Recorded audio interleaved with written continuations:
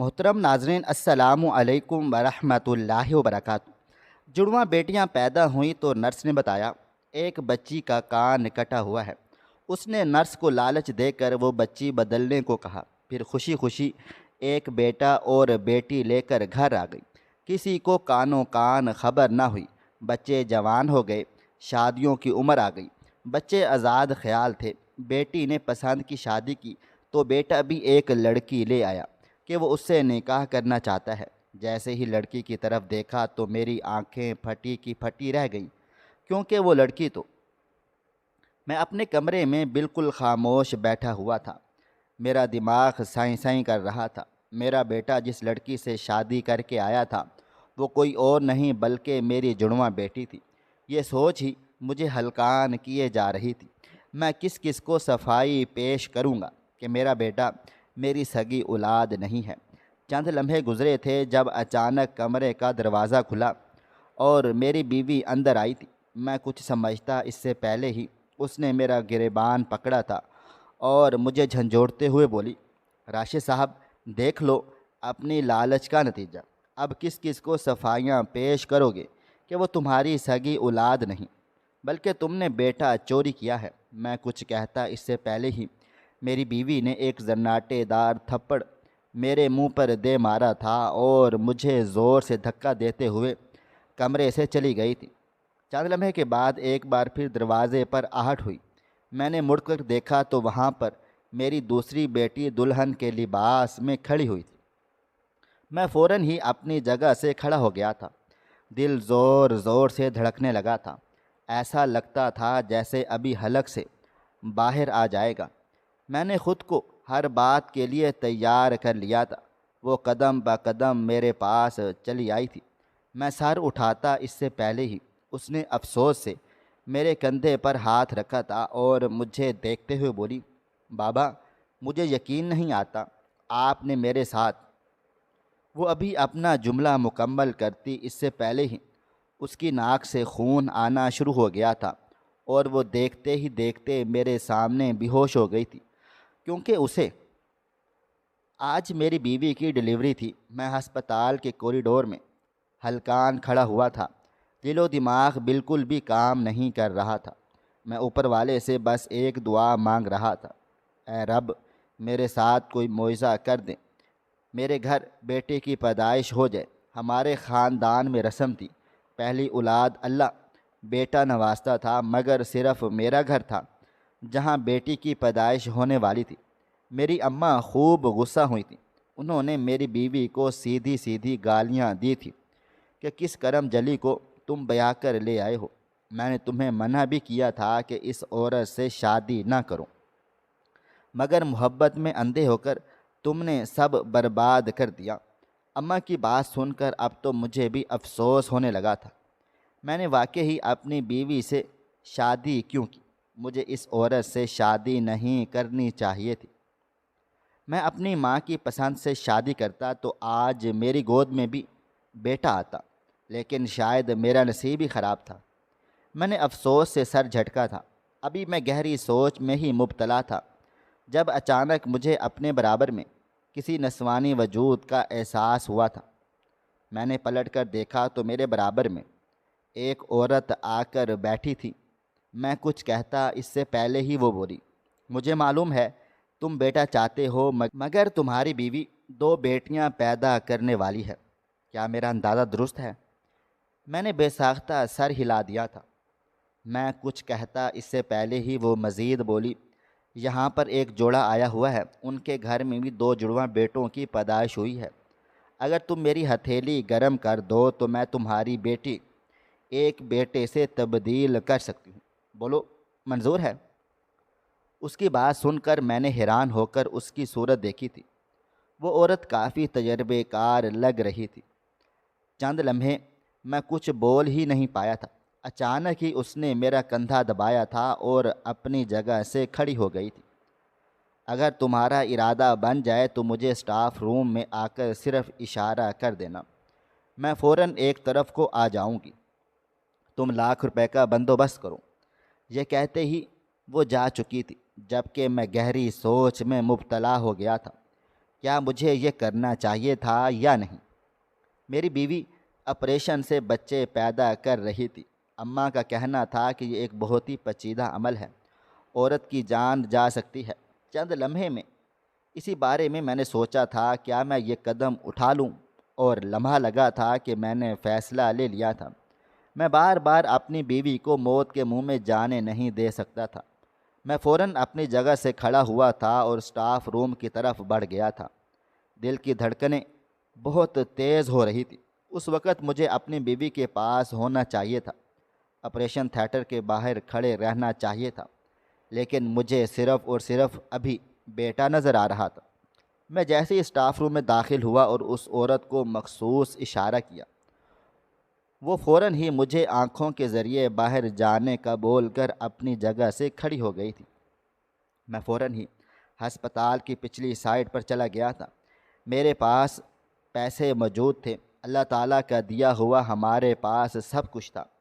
وہ عورت میرے پاس چلی آئی تو میں نے فوراً ہی لاکھ کی گڈی اس کو تھما دی اور اس کو دیکھتے ہوئے بولا، جیسے ہی بچی باہر آئے گی تم فوراً تبدیل کر دینا۔ میری بیوی کو یہی پتہ چلنا چاہیے کہ ہمارے گھر ایک بیٹا اور ایک بیٹی کی پیدائش ہوئی ہے۔ ڈاکٹر کو غلط فہمی ہو گئی تھی۔ اگر تم نے ذرا بھی کوتاہی کی تو یاد رکھنا میں تمہیں نہیں چھوڑوں گا۔ میری بیوی کو کچھ بھی پتہ نہیں چلنا چاہیے، میں نے ایک ایک بات جمع کر کر کہی تھی، جبکہ وہ مجھے دیکھتے ہوئے بولی، میں بہت پرانی ہوں اور اس کام میں بہت تجربے کار ہوں۔ تم جاؤ اپنی بیوی کے پاس، میں اندرونی ہی معاملات طے کرتی ہوں۔ یہ کہتے ہی وہ عورت واپس ہسپتال میں چلی گئی تھی، جبکہ میں پریشان سا چند لمحے وہیں کھڑا رہا تھا، اور پھر میں نے بھی اندر کی طرف قدم بڑھا دیے تھے۔ تھوڑی دیر کے بعد ہی ڈاکٹر باہر آ گئی تھی۔ انہوں نے معمول کے مطابق مجھے ایک ہی خبر سنائی تھی کہ آپ کے گھر 2 بیٹیوں کی پیدائش ہوئی ہے، مگر آپ کی بیوی ابھی ہوش میں نہیں ہے۔ تھوڑی دیر بعد ہم انہیں ICU میں رکھیں گے اور اس کے بعد انہیں وارڈ میں شفٹ کر دیا جائے گا۔ میں نے بے اختیار شکر خدا کیا تھا۔ اگر میری بیوی بے ہوش تھی تو معاملہ سنبھالنے میں کوئی مسئلہ پیش نہیں آنے والا تھا۔ وہ ڈاکٹر چلی گئی تھی، جبکہ میں اب سیدھا اسٹاف روم کی طرف جانے لگا تھا، مگر مجھے راستے میں ہی وہ نرس مل گئی تھی۔ میں کچھ کہتا اس سے پہلے ہی وہ بولی، تمہارا معاملہ میں نے سنبھال لیا ہے، بچے تبدیل ہو گئے ہیں، اب تم بالکل ایسے ہی برتاؤ کرو جیسے تمہیں کچھ معلوم نہیں، اور میرے پاس دوبارہ آنے کی ضرورت نہیں ہے، ورنہ میں مشکوک ظاہر ہو جاؤں گی۔ اس عورت کی بات سن کر میں نے صرف سر کو ہلکی سی جنبش دی تھی اور سیدھا بچہ وارڈ کی جانب بڑھ گیا تھا، جہاں میرے بچوں کو شفٹ کیا جا چکا تھا۔ مختصر مسافت طے کر کے میں بچہ وارڈ میں داخل ہوا تو ہر طرف مجھے بچے ہی بچے نظر آئے تھے۔ کونے والے وارڈ پر میری بیوی کا نام لکھا ہوا تھا، یعنی یہ میرے اپنے بچے تھے۔ میں نے بے اختیار اپنے قدم بچوں کی طرف بڑھا دیے۔ میں اپنے بیٹے کو گود میں لینا چاہتا تھا، لیکن نہ جانے کیوں میرے ہاتھ میری بیٹی کی طرف چلے گئے تھے۔ شاید وہ میرے جسم کا حصہ تھی۔ میں بے اختیار اس کا ماتھا چوما تھا۔ اللہ تعالیٰ نے مجھے بہت ہی خوبصورت رحمت سے نوازا تھا۔ اس کے گلابی گال نہ جانے کیوں میری آنکھوں میں آنسو لے آئے تھے۔ یہ خیال ہی مجھے عجیب کیفیت میں مبتلا کر چکا تھا کہ اس کی ہم شکل ایک اور موجود ہے جسے میں اپنی گود میں نہیں لے سکتا۔ میں نے ایک محبت بھری نگاہ اس معصوم پھول پر بھی ڈالی تھی جو بالکل خاموش ہو کر سو رہا تھا۔ میں نے اپنی بیٹی کو واپس بیبی کاٹ میں لٹا دیا تھا اور اس بچے کو گود میں لے کر بے اختیار سینے سے لگا لیا تھا۔ اس بار مجھے کوئی جذبات محسوس نہیں ہوئے تھے، نہ خوشی کے اور نہ ہی دکھ کے، بس ایک سکون تھا جو مجھے اپنے وجود میں اترتا ہوا محسوس ہو رہا تھا۔ میں نے دونوں بچے واپس لٹا دیے تھے۔ چند لمحے کے بعد میرے پاس نرس آ گئی تھی جو مجھے اطلاع دے رہی تھی کہ آپ کی بیوی کو وارڈ میں شفٹ کر دیا گیا ہے، اب آپ کے بچوں کو بھی وہاں پر لے جایا جائے گا۔ میں نے فوراً ہی رضامندی ظاہر کر دی تھی۔ میں اب اس نرس کے ساتھ ساتھ ہی چل رہا تھا۔ چند لمحے کے بعد میں وارڈ میں داخل ہوا تو میری بیوی مسکرا کر مجھے ہی دیکھ رہی تھی۔ میں قریب گیا تھا، اس کے ماتھے پر محبت بھرا بوسہ دیا تھا اور اس کو دیکھتے ہوئے خوشکن لہجے میں بولا، بہت بہت شکریہ۔ اور تمہیں معلوم ہے اللہ تعالیٰ نے ہمیں 2 بیٹیاں نہیں بلکہ ایک بیٹا اور ایک بیٹی عطا کی ہے۔ ڈاکٹرنی کو شاید غلط فہمی ہو گئی تھی، جبکہ میری بیوی کے ماتھے پر بے اختیار بل پڑ گئے تھے اور وہ مجھے دیکھتے ہوئے بولی، آپ کو شاید غلط فہمی ہوئی ہے، میں نے خود اپنی آنکھوں سے دونوں بیٹیاں دیکھی تھی۔ جبکہ میں سر نفی میں ہلاتے ہوئے بولا اور بچے اٹھا کر اس کے پاس لے کر آ گیا تھا۔ بیٹی کو اس نے دیکھ کر پیار کیا تھا، جبکہ بیٹے کو دیکھ اس نے حیرانگی ظاہر کی تھی۔ نہیں راشد، کوئی غلط فہمی ہوئی ہے، یہ ہمارا بچہ نہیں ہے۔ ڈاکٹر نے مجھے صاف صاف بتایا تھا، رپورٹ میں بھی آیا ہے کہ ہماری بیٹیاں ہیں۔ مگر جب میں نے اسے آنکھیں دکھائیں تو وہ خاموش ہو گئی تھی اور بیٹے کو سینے سے لگا لیا تھا۔ تھوڑی دیر ان دونوں کو پیار کرنے کے بعد اسے نیند آنے لگی تھی، شاید دوائیوں کا نشہ تھا۔ میں نے اسے آرام کرنے کی تلقین کی تھی اور بچے واپس کارڈ میں لٹا کر اپنی ماں کو اطلاع دی تھی۔ میرا محض اتنا کہنا تھا کہ بیٹا بھی ہوا ہے، پورے خاندان میں دھوم مچ گئی تھی، ورنہ ہر طرف سوگ کا عالم تھا کہ راشد کے گھر بیٹیوں کی پیدائش ہو رہی ہے۔ آدھے گھنٹے کے بعد ہی پورا ہسپتال میرے خاندان سے بھر چکا تھا۔ کبھی کوئی آ رہا تھا، کبھی کوئی میری بیٹی کو بھی پیار کیے جا رہا تھا، لیکن اس بچے کو زیادہ سینے سے لگایا جا رہا تھا، کیونکہ اس کی بدولت ہمارے خاندان کی آن بان شان نہیں ٹوٹی تھی۔ 2 دن میری بیوی کو وہیں ہسپتال میں رکھا گیا تھا اور پھر اسے وہاں سے ڈسچارج کر دیا گیا۔ میں بچے لے کر گھر آ گیا تھا۔ میری بیوی کافی کمزور تھی، اس لیے اماں کا دودھ نہیں دے پائے تھے، باہر کا ہی ڈبے والا دودھ پلایا گیا تھا۔ مجھے اس بات کی عجیب سی بے چینی ہو رہی تھی، میں چاہتا تھا کہ وہ بچہ ماں کا دودھ لے، کیونکہ وہ میری بیٹی کا رضائی بھائی ہو جاتا، مگر ایسا نہیں ہو پایا تھا۔ شاید یہ اللہ تعالیٰ کی طرف سے کوئی اشارہ تھا یا پھر میرے لیے کوئی سبق، مگر اس وقت میں سمجھ نہیں پایا تھا۔ میں نے بڑے پیمانے پر دونوں بچوں کا عقیقہ منایا تھا۔ لمحے لمحے مجھے میری دوسری بیٹی یاد آ رہی تھی۔ نہ جانے کیوں خوشی ہونے کے باوجود بھی میں ٹھیک طرح سے خوش نہیں ہو پا رہا تھا۔ میری اماں نے بھی کئی بار مجھ سے یہ سوال کیا تھا، راشد تم مجھے ٹھیک نہیں لگ رہے، کچھ تو گڑبڑ ہے، بتاؤ کیا ہوا ہے؟ مگر میرے پاس کسی بھی سوال کا جواب موجود نہیں تھا۔ وقت دھیرے دھیرے گزرتا چلا جا رہا تھا، دن مہینوں میں اور مہینے سال میں تبدیل ہو گئے تھے۔ ان دونوں کو اسکول میں داخل کروا دیا گیا تھا۔ دونوں کے درمیان کافی اچھی وابستگی تھی۔ میرا بیٹا اپنی بہن کا بہت خیال رکھتا تھا۔ اکثر اوقات میری بیوی خدشات ظاہر کرتی تھی، راشد ہماری بیٹی تو ہم دونوں میں ملتی جلتی ہے، مگر یہ کس میں ملتا ہے؟ نہ یہ آپ کے جیسا ہے اور نہ ہی مجھ جیسا، اس کی حرکات بھی مختلف ہیں۔ جبکہ میں ان باتوں کا کوئی جواب نہیں دے پاتا تھا۔ اب تو خاندان بھر میں یہ باتیں ہونے لگ گئی تھیں کہ راشد کا بیٹا کس پر گیا ہے۔ بیٹی تو ہو بہو ماں اور باپ کی کاربن کاپی ہے، مگر بیٹا بالکل مختلف ہے۔ آج معمول کا ہی دن تھا، میرا بیٹا اچانک میرے پاس آ گیا تھا اور میری گود میں بیٹھتے ہوئے بولا، بابا آپ کو معلوم ہے آج میری ٹیچر کیا بول رہی تھی؟ میں اس کی طرف متوجہ ہوا تو وہ مزید بولا، ان کا کہنا ہے کہ چھوٹی میرے جیسی نہیں ہے۔ کیا میں کوئی اور ہوں یا آپ نے مجھے گود لیا ہے؟ اس کی بات سن کر میرا دل دھک سے رہ گیا تھا۔ میں کوئی جواب دیتا اس سے پہلے ہی میری اماں بولی تھی، ارے کیوں لیں گے ہم تمہیں گود؟ ہمارے خاندان کا چشم و چراغ تم ہو، میرے بیٹے کے واحد وارث، کیوں لیں گے ہم تمہیں گود؟ ادھر آؤ۔ جبکہ وہ بھاگ کر اب اپنی دادی کے پاس چلا گیا تھا۔ ایک الفاظ وارث میرے پورے وجود کو جھنجھوڑ چکا تھا۔ کیا واقعی وہ میرے خاندان کا وارث تھا؟ یہ خیال آتے ہی میں اپنی جگہ سے کھڑا ہو گیا تھا اور گھر سے ہی نکلتا چلا گیا تھا۔ وقت دھیرے دھیرے مزید گزرا تھا۔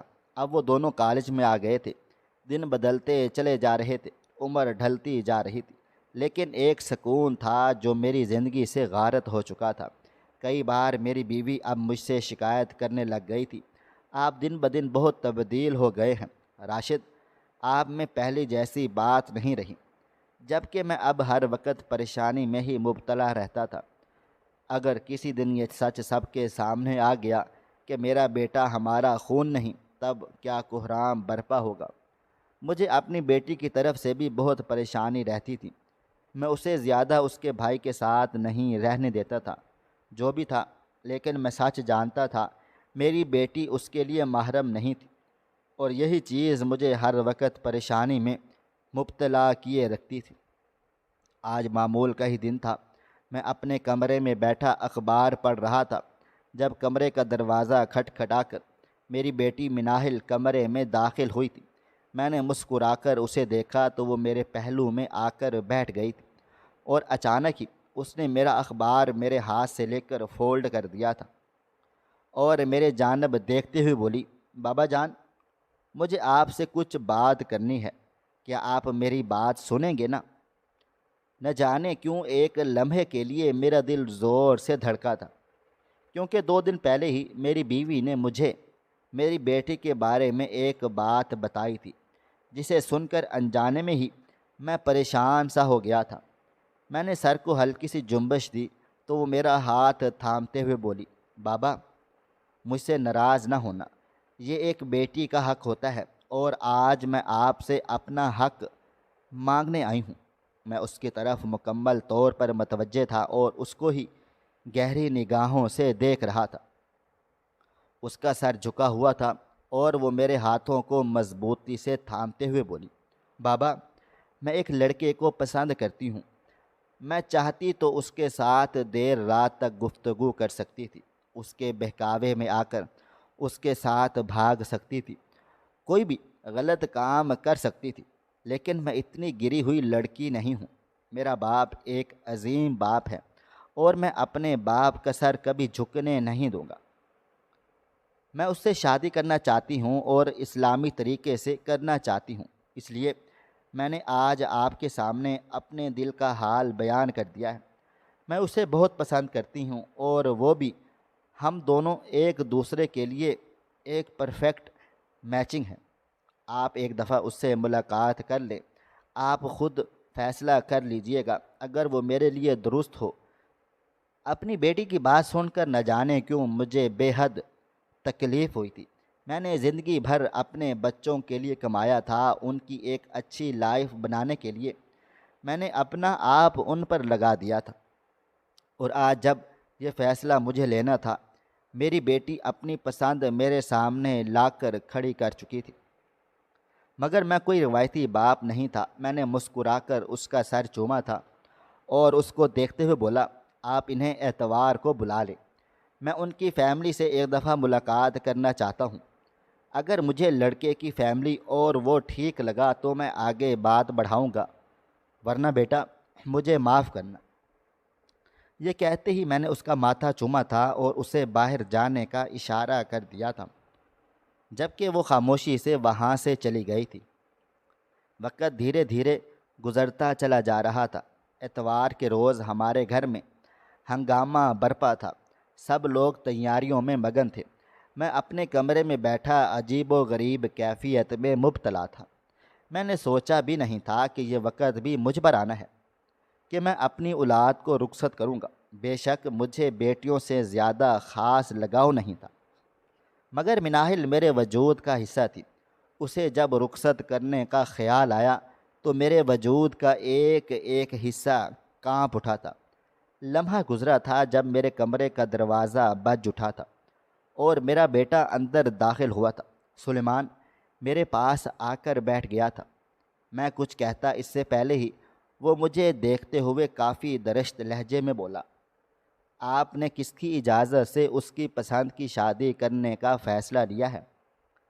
اب بیٹیوں کی بھی شادی پسند کی شادی ہوگی؟ اس کی بات سن کر میں یکدم بولا، کیا مطلب ہے تمہاری باتوں کا؟ بیٹیوں سے کیا مراد؟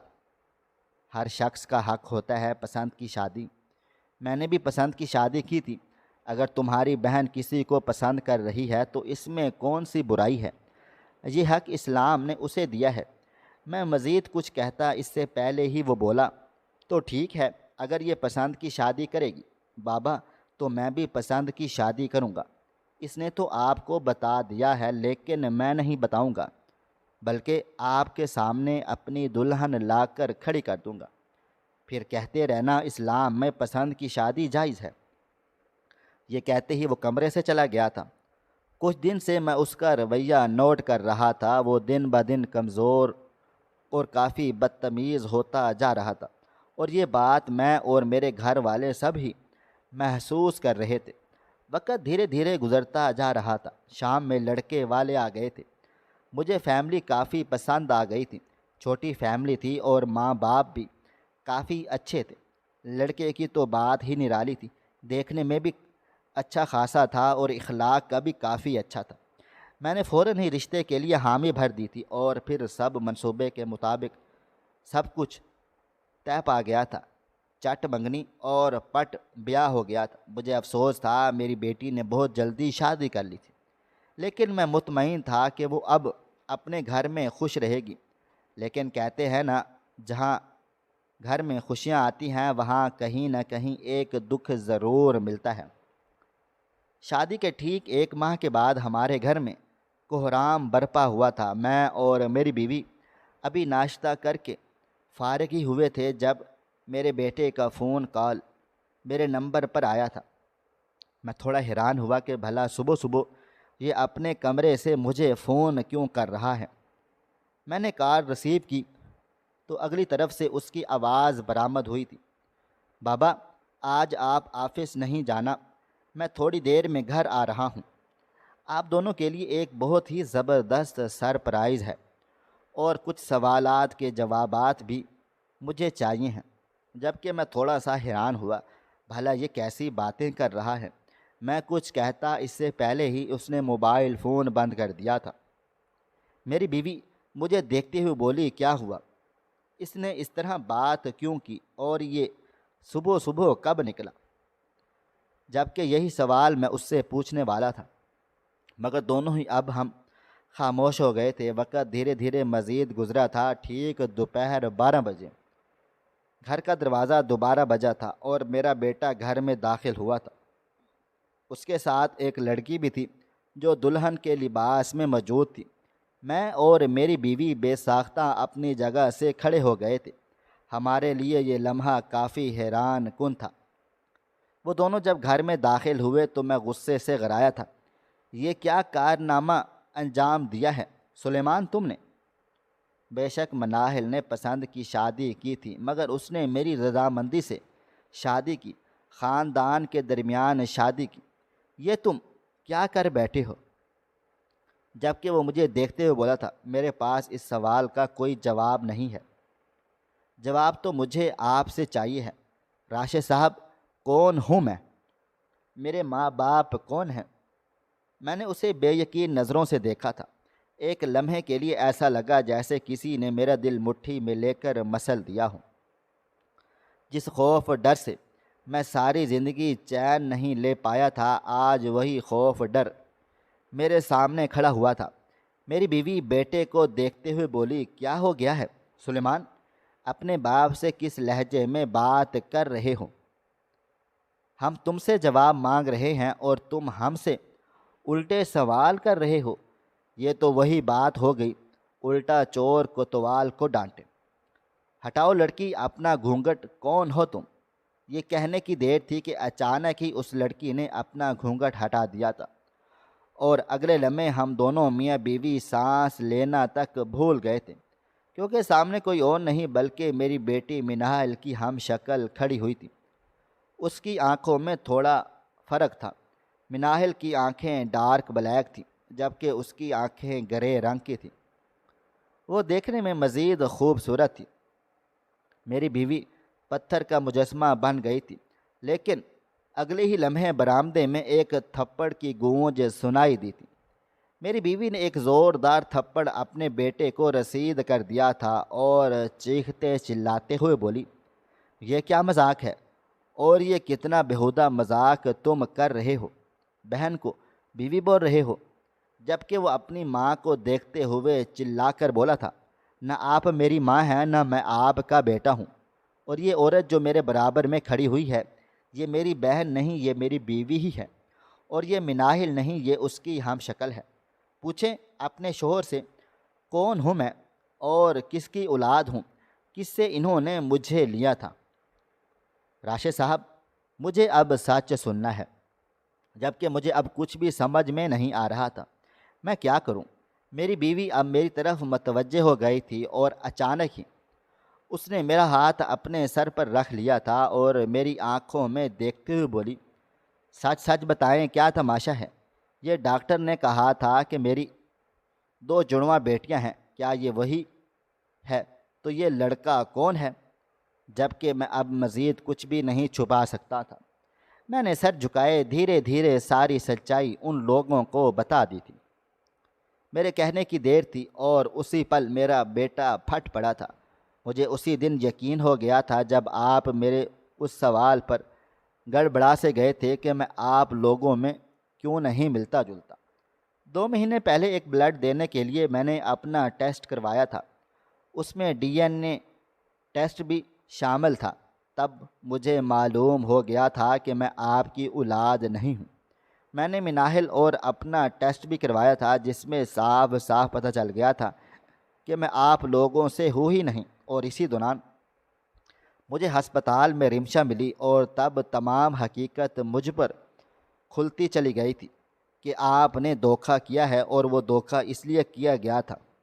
مجھے شرم آتی ہے کہ میں نے زندگی کے 24 سال آپ کے ساتھ گزارے بابا۔ جبکہ میں مزید کچھ نہیں بول پایا تھا، اپنے کمرے میں آ گیا تھا۔ تھوڑی دیر کے بعد میری بیوی کا مجھے تھپڑ مارنا اور پھر میری دوسری بیٹی کا آ کر میرے سامنے بے ہوش ہو جانا مجھے حیران و پریشان کر گیا تھا۔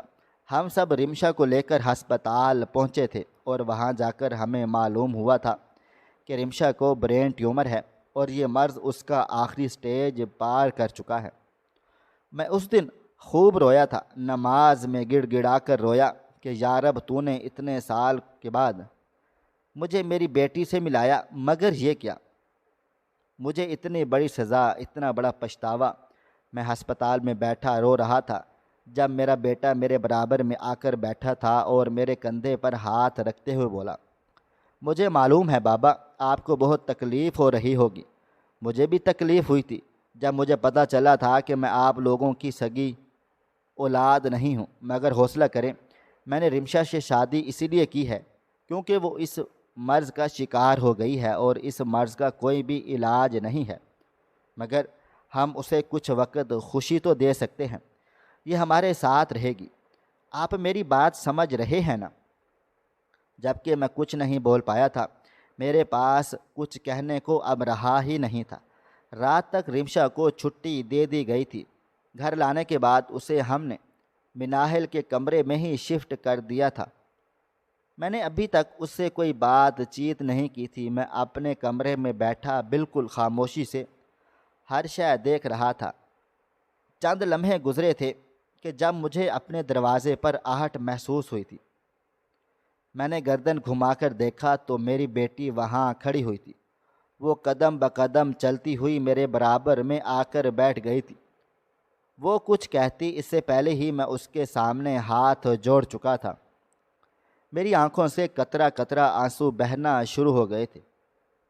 میرے ہاتھ وہ فوراً سے تھام چکی تھی اور بے اختیار میرے سینے سے لگ گئی تھی۔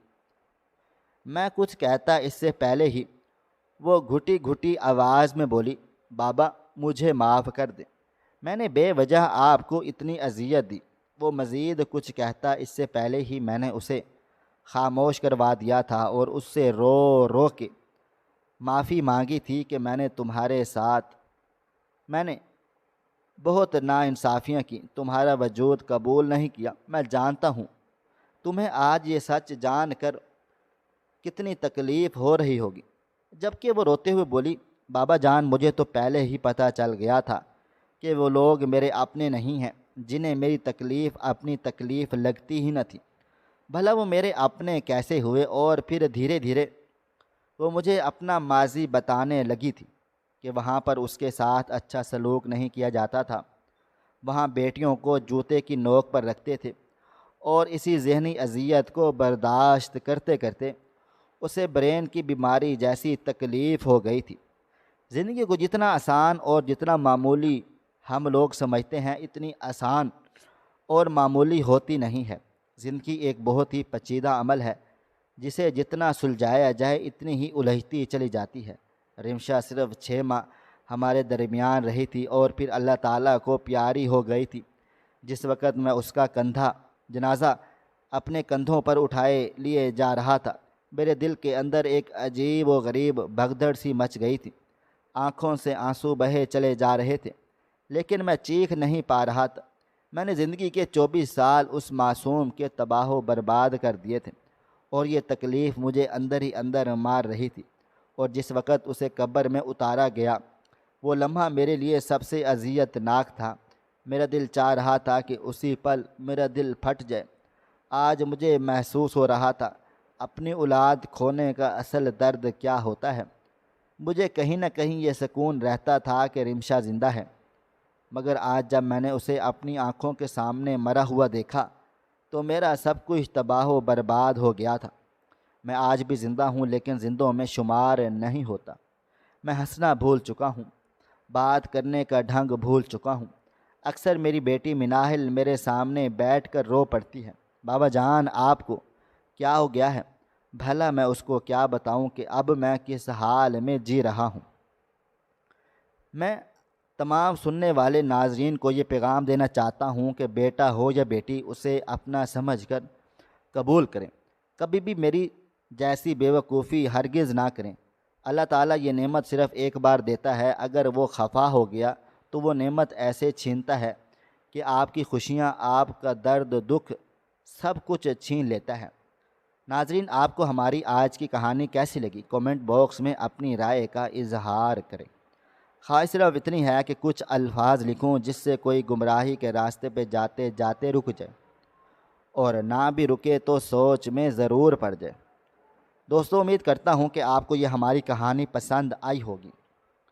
کہانی پسند آئی ہو تو ویڈیو کو لائک کریں، کومنٹس کریں، شیئر کرنا بالکل بھی نہ بھولیں۔ اور ہاں، اگر آپ لوگ اس چینل پر نئے ہیں تو اس چینل کو سبسکرائب ضرور کریں اور نوٹیفیکیشن کو ضرور دبا دیں تاکہ آنے والی کہانی سب سے پہلے آپ کو مل سکے۔ ملتے ہیں کل ایک نئی اور دلچسپ کہانی کے ساتھ، تب تک اپنا ڈھیر سارا خیال رکھیے گا۔ اللہ حافظ۔